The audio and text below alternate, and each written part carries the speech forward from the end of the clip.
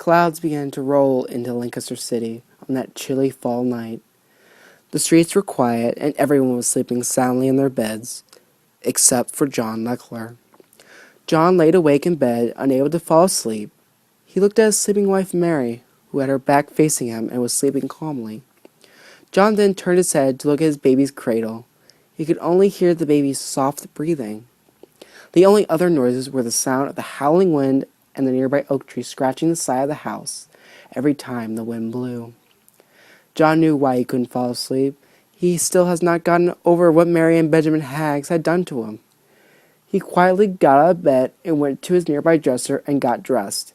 He had on a white beater, a black leather jacket, charcoal pants, and black boots. He was going to go for a ride before he said or did anything crazy.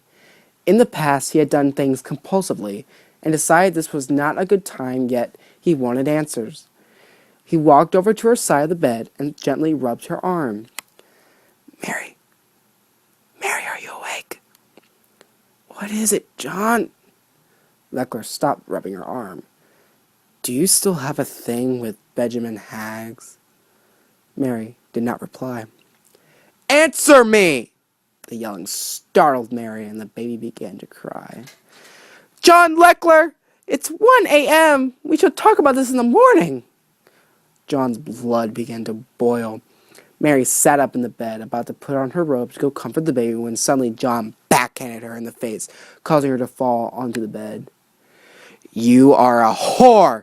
You filthy hag! Or should I say hag's whore? Mary lay there, not sure what to do. Her eyes grew with fear, and her body began to shiver from the cold. The baby was still crying in the background. John then went for Mary, but Mary kicked John back in the stomach, trying to protect herself. John finally grabbed Mary's long brown hair and began to pull her off the bed. John, stop! Please, you're hurting me! John threw her to the ground and began to repeatedly smack her in the face. Mary screamed and whined in pain.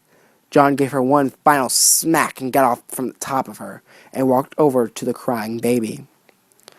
Mary just lay there and was only able to turn her head and saw John standing looking at the baby. John, leave my baby alone. He did nothing to you. John did not hear Mary and picked up the baby and held it in his right arm. He walked back over to Mary, who was still on the floor. He surveyed the damage he had did to his wife. Her face was now black and blue, her right eye swollen shut, and her mouth bleeding. Mary, why did you do this to me? I loved you more than any man could have loved a woman. John, I'll tell you everything. Please, just stop. I'm afraid it's too late for that, my dear. The baby began to cry even louder than before, and John began to comfort him. Mary reached for the baby with her right arm, too weak to get up, but still tried to get the baby away from John. John looked at his wife in disgust. He grabbed her arm and gave her one more stare that pierced her soul and put his foot on her throat, putting pressure on it, causing her to gasp for air. John! John! John! The sound of bone breaking came, followed by silence. The baby stopped crying, and John Leckler put the baby back into the cradle. I'm sorry, my son. I know that one day you'll find out what happened here and wonder why your father did what he did. I want you to know that I love you so much. He then gently kissed his son's forehead and heard some twitching and saw Mary beginning to slowly move. John looked around and saw a piece of long rope. He threw it over one of the beams above the foot of the bed and grabbed his motionless wife. He began to tie the rope around his wife's throat. As he did, the rain began to hit the window. He grabbed the other end of the rope and began to lift his wife into the air. He stood there staring at his wife. Mary, oh Mary, so beautiful yet so foolish. Why did you make me do what I just did? You are mine and only mine. No one else will ever have you. Till death do us part. But I will see you soon in death, after I take care of that goddamn foolish man, Benjamin Haggs.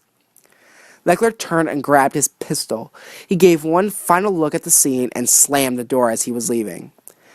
The baby then begins crying, and the lightning flashes in the distance.